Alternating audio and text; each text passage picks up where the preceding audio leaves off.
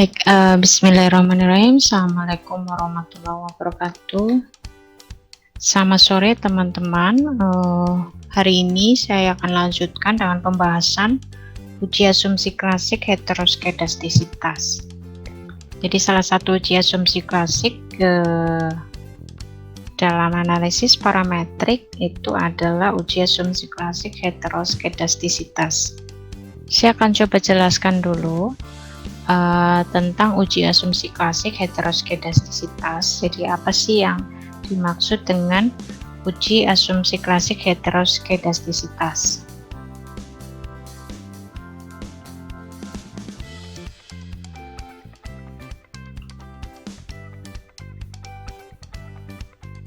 Konsep dasar uji heteroskedastisitas. Jadi heteroskedastisitas itu apa? Heteroskedastisitas itu berarti bahwa terdapat varian variabel pada model regresi yang tidak sama atau tidak konstan. Jadi varian variabel pada model regresi itu kalau misalnya tidak konstan atau tidak sama, itu dikatakan heteroskedastisitas. Tapi jika variannya itu adalah konstan, varian variabel pada model regresi itu memiliki nilai yang konstan atau sama, itu disebut dengan homoskedastisitas. Nah, yang diharapkan di dalam model regresi itu adalah yang homoskedastisitas. Masalah heteroskedastisitas memang sering terjadi pada penelitian, terutama pada penelitian yang menggunakan data cross-section. Nah, untuk mendeteksi adanya masalah heteroskedastisitas itu bisa digunakan dengan dua metode, yaitu metode analisis grafik dan metode statistik. Saya akan menjelaskan ya kedua metode ini dengan menggunakan SPSS. Saya akan coba demokan. Saya masih menggunakan data yang sama ya, yang saya gunakan dari mulai analisis korelasi, dan model regresi yang saya gunakan juga masih sama, yaitu model teoritis ya, yang menguji pengaruh emotional experience dan service quality terhadap customer satisfaction. Jadi model ini yang saya gunakan dalam melakukan analisis ya, baik dari mulai analisis korelasi sampai dengan uji asumsi klasik heteroskedastisitas ya, yang kali ini kita bahas.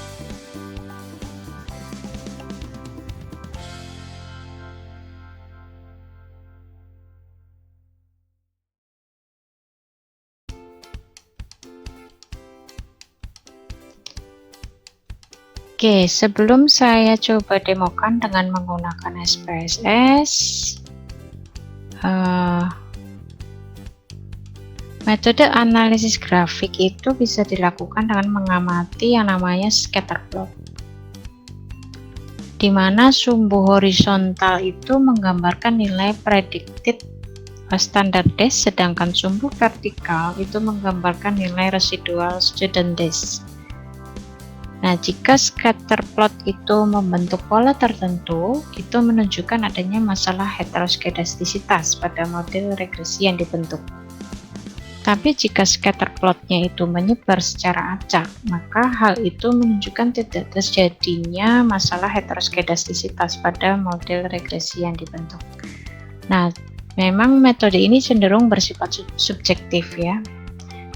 Karena mungkin antara peneliti yang satu dengan peneliti yang lain itu mempunyai perbedaan pendapat ya, sehingga tingkat subjektivitasnya tinggi. Ini kelemahan dari metode analisis grafik. Nah, bagaimana cara melakukannya? Kita coba buka SPSS-nya. Yang pertama kita lakukan, kita langkah-langkahnya sama seperti analisis regresi. Kita lakukan analyze, regression, kemudian linear. Kita reset. Kita klik customer satisfaction di dependent, service quality untuk independent, emotional experience untuk independent ya. Kemudian pada bagian plot di sini, pada kolom Y, ini kita isi dengan sRecit. Nah, kemudian pada bagian X itu kita pilih setPred. Jadi nanti di bagian scatter plot itu sumbu Y-nya itu adalah, atau bagian vertikalnya adalah sRecit ya. Kemudian bagian X-nya atau sumbu X-nya atau sumbu horizontalnya adalah setPred atau standar nilai nilai predicted ya, nilai predicted standar DES ya. Kemudian untuk yang sRecit di sini adalah student DES residual ya.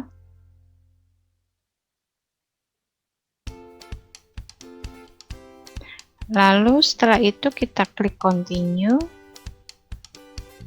lalu kita klik OK.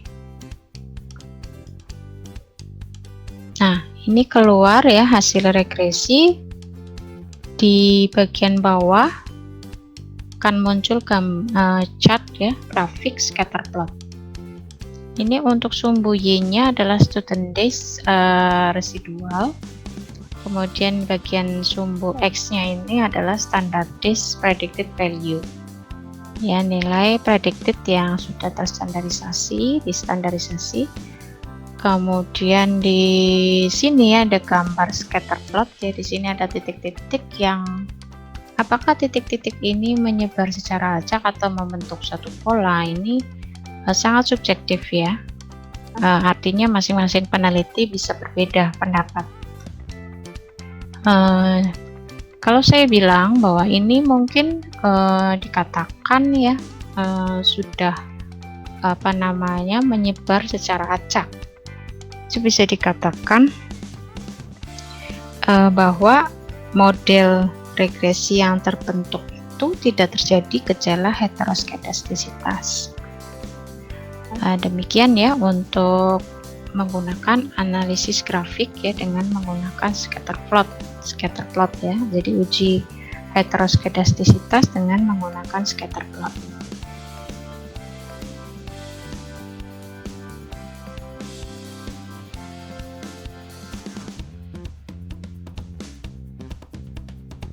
Pendekatan berikutnya yaitu dengan pendekatan statistik, yaitu uji heteroskedastisitas dengan metode Gleiser.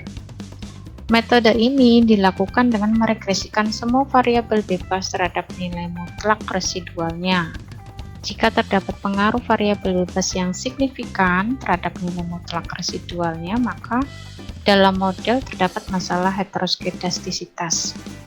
Persamaan yang digunakan untuk uji Gleiser ini adalah sebagai berikut. Jadi ini adalah nilai mutlak dari residual ya, ini dipengaruhi oleh variabel bebasnya.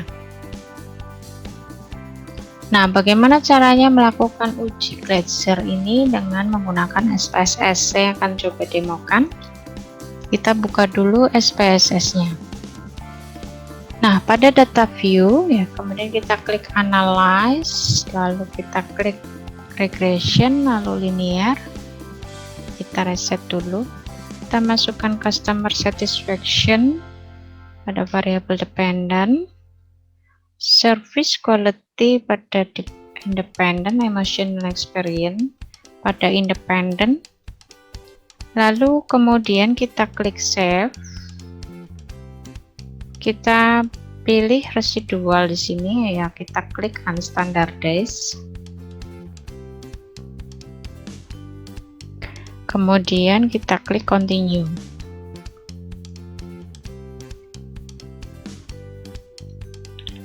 Lalu kita klik OK. Nah, kita tutup dulu yang ini, kita lihat di bagian data view sudah muncul nilai unstandardized residual atau res1. Kemudian langkah berikutnya kita lakukan transformasi data. transformasi, kita klik transform, compute variable, kemudian kita akan namakan variabelnya itu dengan nama absolute residual, karena kita harus mencari tadi nilai mutlak dari residualnya.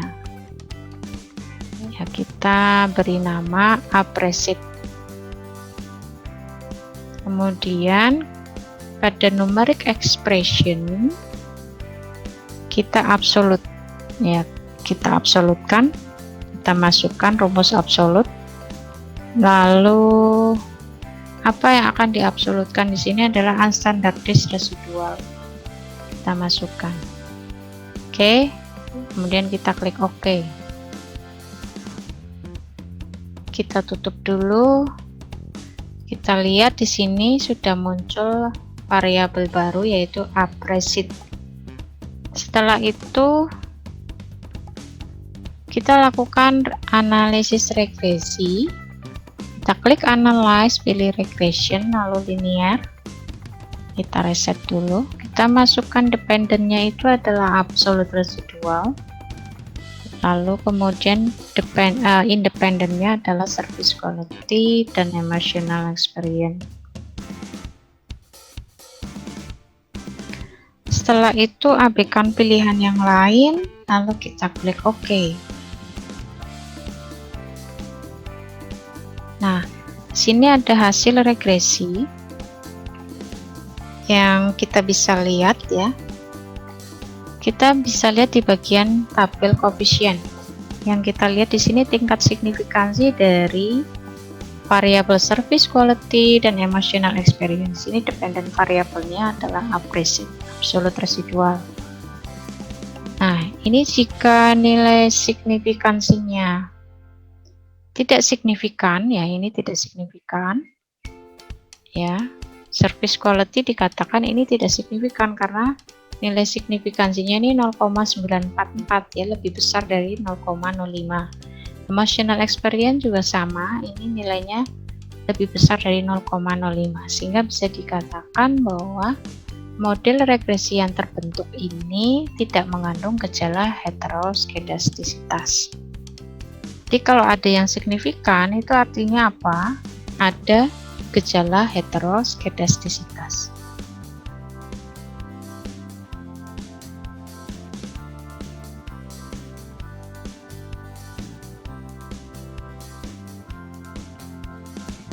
Pendekatan berikutnya yaitu dengan menggunakan metode PAK. Uji heteroskedastisitas dengan metode PAK ini mungkin hampir sama ya langkah-langkahnya tadi. Metode ini dilakukan dengan meregresikan semua variabel bebas terhadap nilai logaritma natural residual kuadrat. Jadi nanti ada transformasi data ya, seperti pada uji Glaser. Nah, jika terdapat pengaruh variabel bebas yang signifikan terhadap nilai logaritma natural residual kuadrat, maka dalam model regresi bisa dikatakan terdapat masalah heteroskedastisitas. Nah, ini persamaan yang digunakan untuk uji heteroskedastisitas dengan metode PAK. Logaritma natural ya dari residual kuadrat ya, ini dipengaruhi oleh logaritma natural dari variabel bebasnya. Bagaimana caranya menggunakan atau melakukan metode PAK ini? Saya akan coba demokan dengan menggunakan SPSS. Kita buka dulu SPSS-nya. Ini adalah data view. Kemudian seperti biasa kita klik analyze, regression, linear. Kita reset dulu. Kita masukkan di sini customer satisfaction pada dependent, service quality pada independent, dan emotional experience pada independent. Kemudian pada ini, di bagian ini kita klik save. Lalu pada kotak residual kita pilih unstandardized. Kemudian kita klik continue. Lalu kita klik OK. Nah, kita bisa lihat di sini, kita tutup dulu yang ini. Nah, ini sudah muncul variabel baru, yaitu variabel unstandardized residual atau res1. Lalu kita akan melakukan transformasi data. Kita klik transform, lalu kita klik compute variable, kita reset.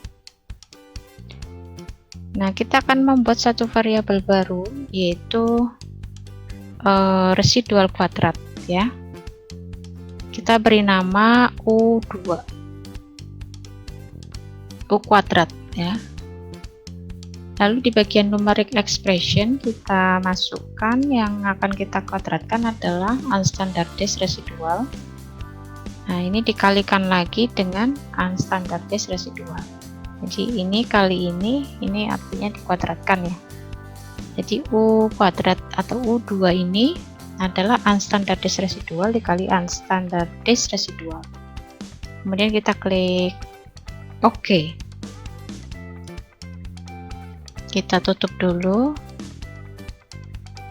Kita lihat pada bagian data view, ya. Ini sudah muncul variabel U2. Oke, setelah itu kita akan melakukan transformasi data lagi, ya. Kita klik transform, kemudian kita klik compute variable, kita reset dulu yang ini. Kita akan melakukan transformasi data, ya. Kita akan melakukan logaritma natural dari masing-masing variabel bebas. Saya akan beri nama ln service quality atau ln SQ, ya. Kemudian di bagian numeric expression kita pilih logaritma natural. Ini kita masukkan apa yang akan di logaritma naturalkan. Di sini adalah service quality. Lalu kita klik OK. Kita tutup dulu. Kita cek di bagian data view. Di sini sudah muncul variabel baru, yaitu logaritma natural dari service quality, ya, ln SQ. Kita lakukan lagi transformasi. Kita klik transform, compute variable, kita reset lagi.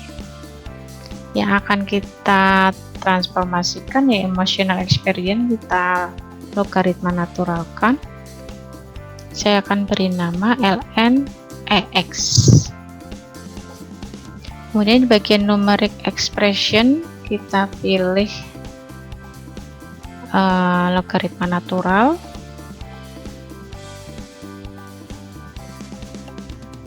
Kemudian kita pilih emotional experience, masukkan di sini. Kemudian kita klik OK. Kita tutup dulu. Nah, di sini kita bisa lihat sudah muncul variabel baru, yaitu logaritma natural dari emotional experience.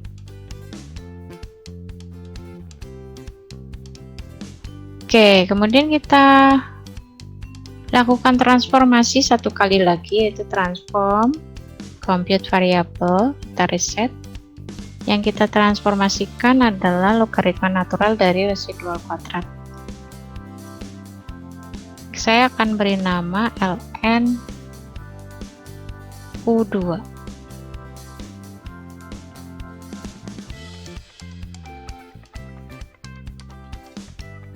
Kemudian kita masukkan logaritma natural rumusnya di bagian numeric expression.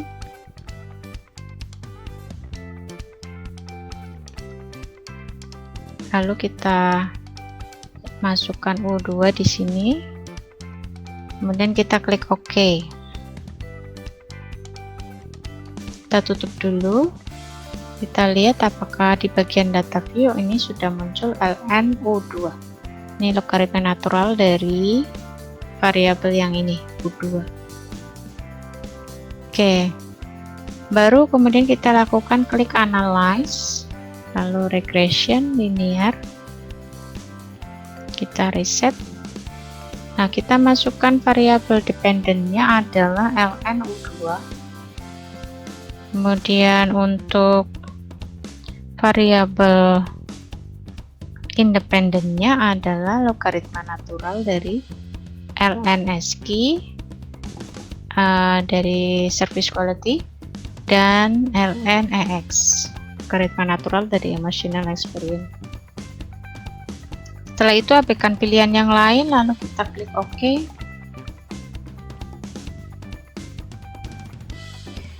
Baik, dari sini sudah muncul ya tabel koefisien di sini. Kita bisa lihat di sini variabel dependent variabelnya ln-U2, independennya ln SQ dan ln EX. Hasil signifikansinya di sini kita bisa lihat semuanya tidak signifikan ya, atau lebih besar dari 0,05. Nah, ini artinya apa? Jika nilai probabilitasnya itu lebih besar dari 0,05, itu bisa dipastikan model regresinya itu tidak mengandung gejala heteroskedastisitas. Oke, ini cara yang bisa digunakan ya untuk melakukan uji heteroskedastisitas dengan metode PARC ya.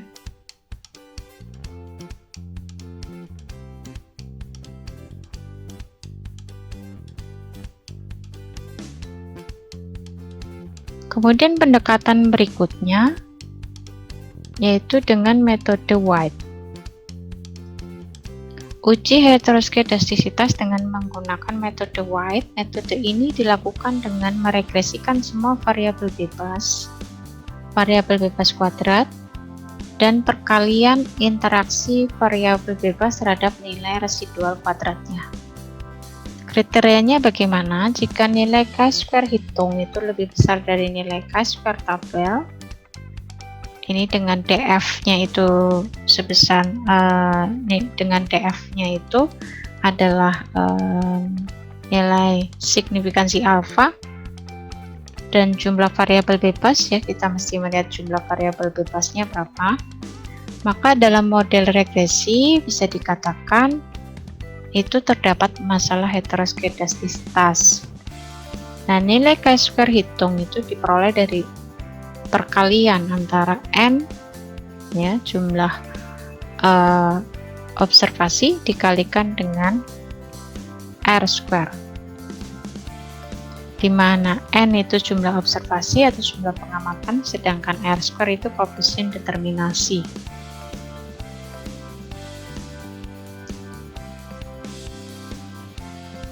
Nah, ini persamaan yang digunakan untuk uji heteroskedastisitas menggunakan metode White ya, cukup panjang.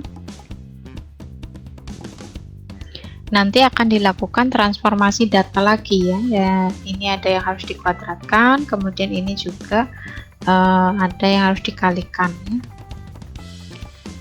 Nah, bagaimana caranya melakukan uji heteroskedastisitas dengan menggunakan metode White? Saya akan coba demokan dengan SPSS. Kita buka dulu SPSS-nya ya. Langkah pertama, pada data view kita klik analyze, kemudian kita klik regression, lalu linear, lalu pada bagian dependent kita pilih customer satisfaction, pada independent kita masukkan service quality dan emotional experience. Setelah itu pada save, kita klik save. Pada kotak residual kita klik unstandardized, lalu kita klik continue, kemudian kita klik OK. Kita tutup dulu ini outputnya. Kita lihat di bagian data view, ini sudah muncul variabel baru yaitu unstandardized residual ya, atau res1. Kemudian kita akan melakukan transformasi data. Kita klik transform, kemudian compute variable. Kita akan buat variabel baru yang akan saya beri nama di bagian target variabel ya, kita beri nama U2. Jadi yang U2 ini adalah unstandardized residual. Kita masukkan di bagian numeric expression unstandardized residual dikalikan dengan unstandardized residual atau dikuadratkan seperti ini. Jadi ini adalah U2 itu adalah residual kuadrat ya, dan kita klik OK, kita tutup bagian output, kita lihat bagian data view. Di sini sudah muncul variabel baru yaitu U2 atau di sini residual kuadrat. Kemudian berikutnya saya akan juga melakukan transformasi data. Kita klik transform, lalu kita klik compute variable, kita reset dulu. Yang pertama adalah kita akan membuat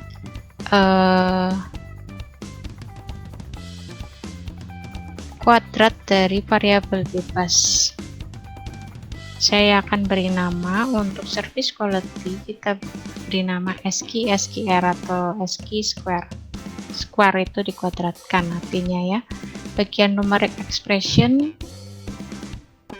kita masukkan service quality dikali dengan service quality. Jadi ini dikuadratkan service quality-nya. Kemudian kita klik OK. Kita tutup dulu. Kita lihat bagian data view.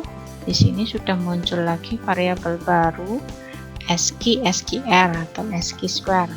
Nah, ini adalah hasil kuadrat dari variabel service quality.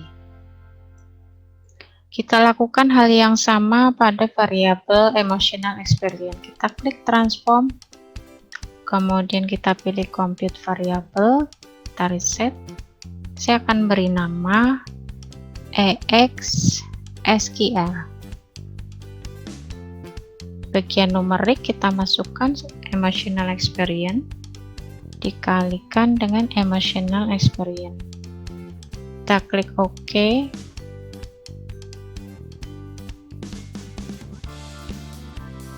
Nah, di bagian data view di sini sudah muncul EX SQR. Ini adalah emotional experience yang dikuadratkan atau EX square ya.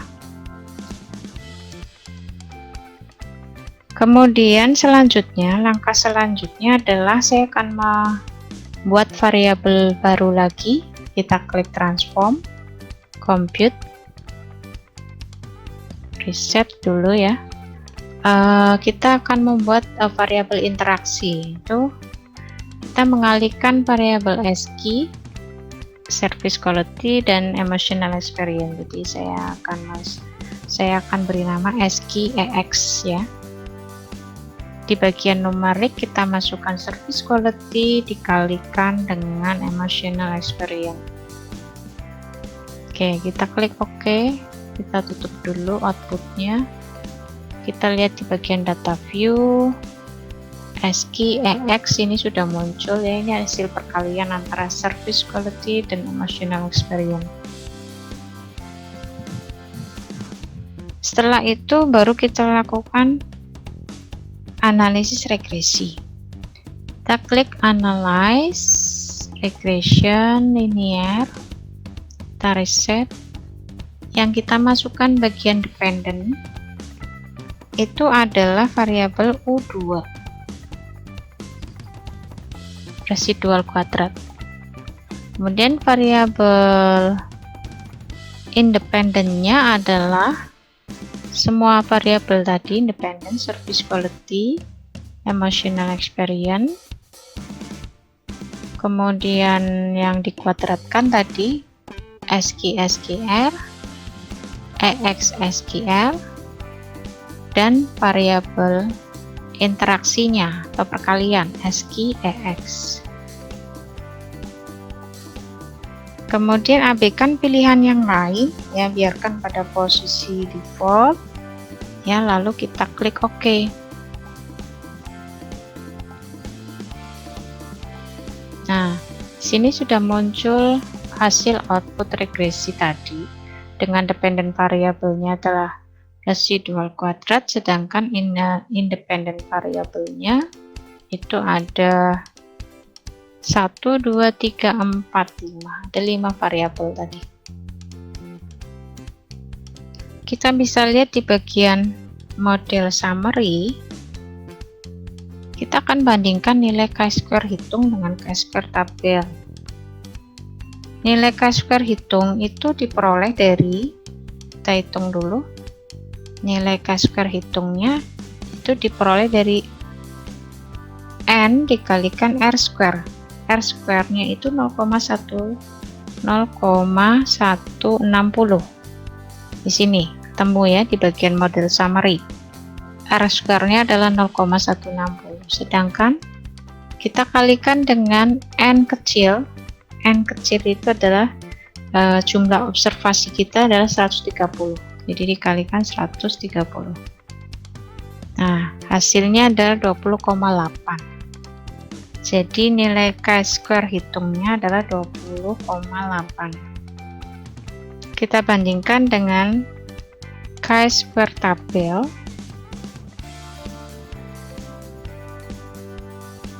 Nah, nilai chi-square tabel itu dengan df-nya adalah 5%, jumlah dengan alfa 5% ya, jumlah variabel bebasnya tadi ada 5, itu ditemukan 11,071. Sehingga berdasarkan output ya, berdasarkan output tadi bahwa nilai chi-square hitungnya 20,8, sedangkan nilai chi-square tabelnya itu 11,071, bisa dikatakan bahwa nilai chi-square hitungnya ini ya, ini lebih besar daripada nilai chi-square tabel. Jadi bisa dikatakan di sini nilai chi-square hitungnya 20,8 itu lebih besar dari nilai chi-square tabel, yaitu 11,071. Ini bisa disimpulkan ini berarti ada gejala heteroskedastisitas.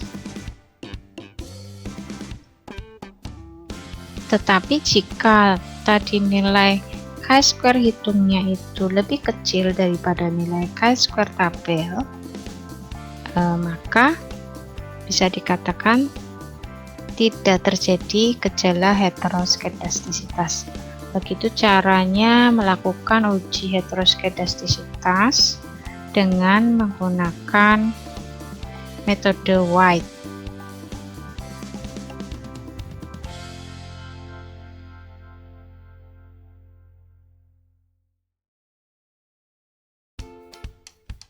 Pendekatan berikutnya yaitu dengan menggunakan metode Rank-Spearman. Uji heteroskedastisitas dengan metode Rank-Spearman ini dilakukan dengan mengkorelasikan semua variabel bebas terhadap nilai mutlak residualnya menggunakan korelasi Rank-Spearman. Jika terdapat korelasi variabel bebas yang signifikan positif dengan nilai mutlak residualnya, maka dalam model regresi yang digunakan, model regresi yang terbentuk itu bisa dikatakan ada masalah heteroskedastisitas. Nah, bagaimana caranya melakukan uji heteroskedastisitas dengan metode Rank-Spearman? Saya akan coba demokan dengan menggunakan SPSS. Kita akan buka dulu data SPSS-nya. Baik, pada data view, ya kita klik Analyze, kemudian kita klik Regression, lalu kita pilih Linear. Kita reset dulu. Jadi langkah pertama sebetulnya sama, kita masukkan customer satisfaction pada dependent, service quality pada independent, emotional experience pada independent.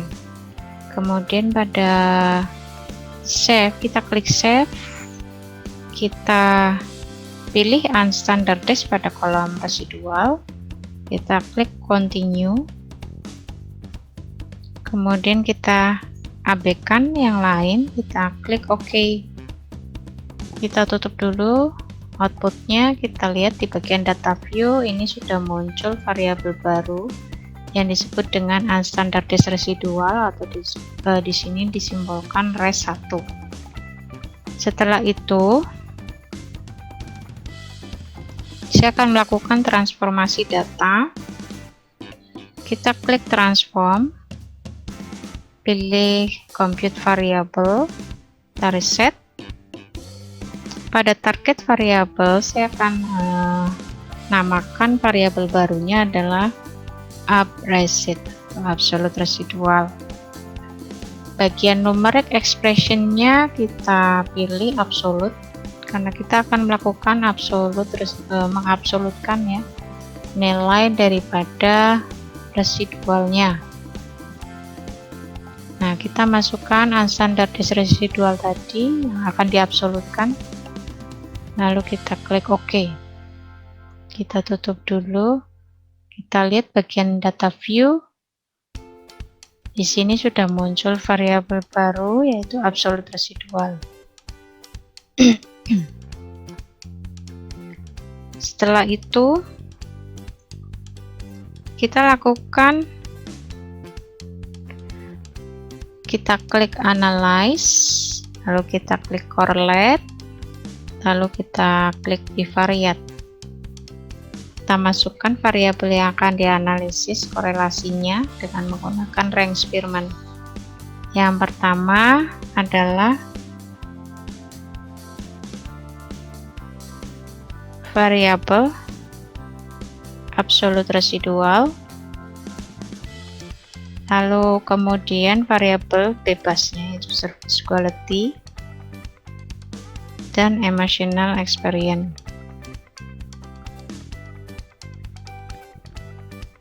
Kemudian pada bagian correlation coefficient kita pilih Spearman, yang bagian Pearson kita kosongkan.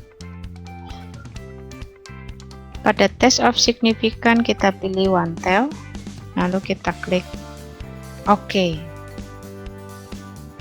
Nah, ini sudah muncul hasil korelasinya.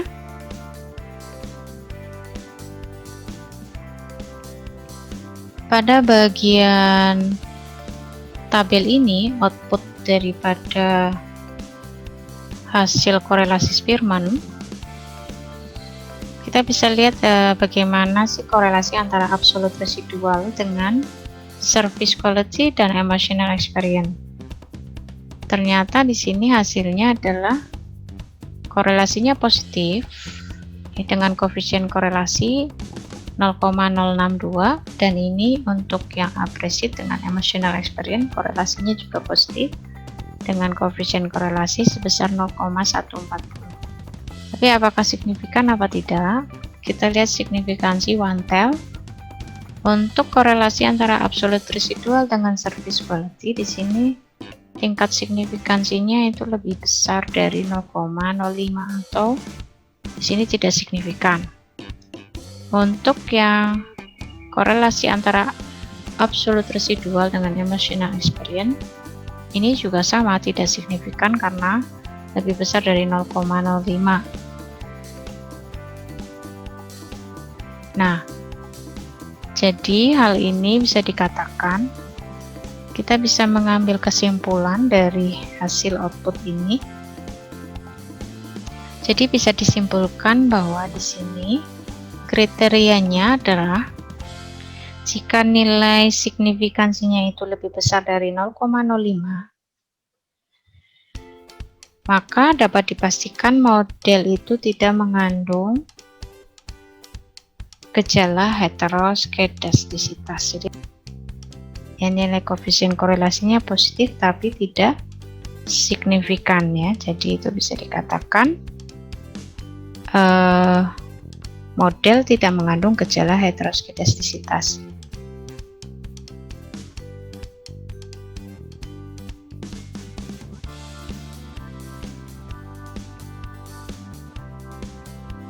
Baik, metode terakhir yang akan saya jelaskan adalah dengan metode BPG, metode Bruce-Bagan-Godfrey. Metode ini dilakukan dengan meregresikan semua variabel bebas terhadap nilai pi. Nilai pi itu diperoleh dari nilai mu kuadrat dibagi dengan nilai varian. Sedangkan nilai varian itu diperoleh dari sigma u kuadrat dibagi dengan T. T ini adalah jumlah data. Jika nilai chi-square hitung lebih besar dari nilai chi-square tabel, ya, dengan df sama dengan alfa dan jumlah variabel bebasnya, maka dalam model regresi bisa dikatakan terdapat masalah heteroskedastisitas. Ya, jadi jangan sampai nilai chi-square hitungnya itu lebih besar dari nilai chi-square tabel. Nilai chi-square hitung itu diperoleh dari ESS dibagi 2. ESS itu adalah explain sum of square. Ya, yang dihitung dengan menggunakan rumus R square dikali dengan TSS, ya, total sum of square. Oke, bagaimana caranya melakukan uji heteroskedastisitas dengan metode Bruce-Bagan-Godfrey ini? Saya akan coba demokan dengan menggunakan SPSS. Kita buka dulu SPSS-nya.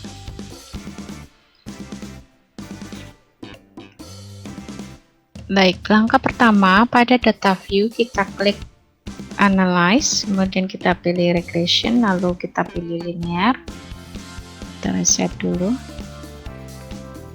Lalu kita masukkan variabel customer satisfaction ke bagian dependent, service quality ke independent, emotional experience ke independent. Kemudian kita klik save.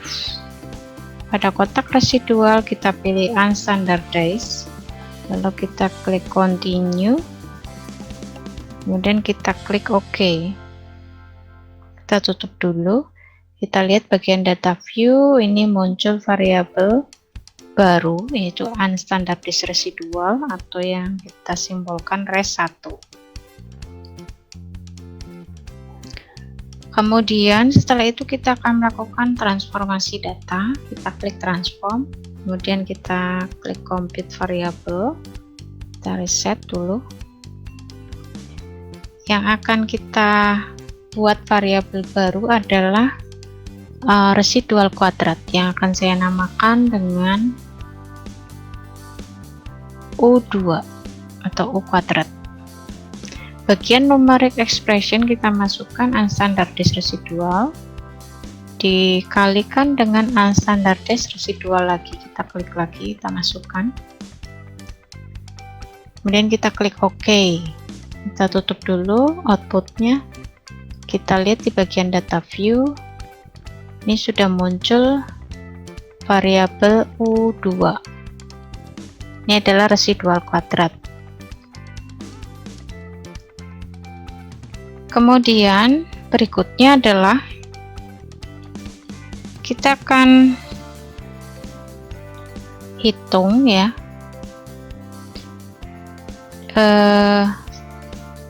kita lakukan transformasi lagi, yaitu kita klik transform, dan kita klik compute variable, kita reset, ya. Saya akan membuat variabel baru yang namanya P, ya. Saya simbolkan dengan huruf P, kemudian I kecil, P. Di bagian numeric expression-nya di sini, yaitu dengan membagi U kuadrat, ya, dibagi dengan varian. Oke, tadi U kita masukkan di sini, ya. Kita masukkan U2, kemudian dibagi dengan nilai varian. Nilai varian itu bisa dihitung dengan membagi residual sum of square dibagi M. Kita bisa lihat di bagian output, ya, tadi, ya. Nah, di bagian output, di bagian tabel ANOVA. Di bagian ANOVA itu ada nilai residual sum of square. Kita bisa hitung ya. Residual sum of square-nya di sini 1043,316 dibagi dengan n ya. Nah, jumlah observasinya adalah 130. N-nya itu 130. Sehingga kita bisa hitung, kita bisa lihat, kita bisa hasilkan di sini nilai daripada variannya adalah 8,0255. Kita masukkan ke numeric expression tadi, 8,0255. Setelah itu kita klik OK. Kita tutup dulu. Kita lihat pada bagian data view. Ini sudah muncul variabel baru P ya. Kemudian setelah itu kita lakukan analyze regression linear. Kita reset dulu. Kita masukkan P sebagai variabel dependent. Kemudian kita masukkan service quality di independent, emotional experience di independent. Lalu abaikan pilihan yang lain.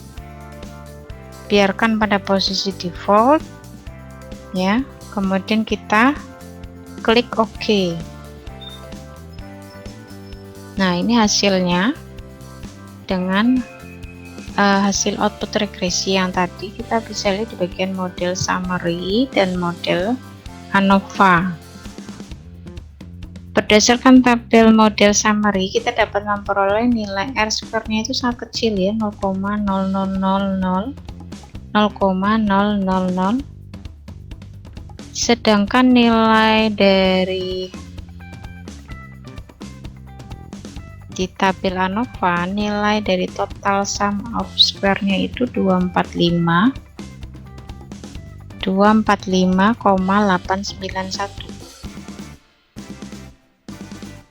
Kita bisa hitung nilai ESS, explain sum of square. ESS itu tadi rumusnya adalah, kita lihat ya, rumus dari ESS itu R square dikali TSS ya. R square dikali total sum of square, karena R square-nya sangat kecil tadi, sehingga kemungkinan ya ESS-nya ini juga nilainya sangat kecil, mendapati 0. Kemudian kita bisa hitung nilai chi-square. Hitung nilai chi-square, hitungnya adalah ESS dibagi 2. Jadi nilai chi-square hitung yang ini ya, nilai chi-square hitung itu ESS dibagi 2, karena ESS-nya tadi nilainya sangat kecil. Jika dibagi 2 juga sama ya, nilainya hampir mendekati 0. Jadi nilai chi-square hitungnya jika dibandingkan dengan nilai chi-square tabel, nilai chi-square tabelnya itu tadi dengan DF 0,05, kemudian variabel independennya kan ada 2, n-1 dikurang ya, 2 kurangi 1, 1 ya, sehingga chi-square tabelnya ketemu 5,992, dan nilai chi-square hitung itu lebih kecil dari chi-square tabel ya, 5,992. Maka bisa disimpulkan bahwa model persamaan regresi yang terbentuk itu dinyatakan tidak terjadi gejala heteroskedastisitas. Begitu ya caranya, agak lumayan ribet ya untuk bagan Godfrey ini, tapi memang seperti itu ya, ada rumus-rumus yang harus kita hitung terlebih dahulu. Demikian ya cara melakukan uji heteroskedastisitas dengan menggunakan metode PPG.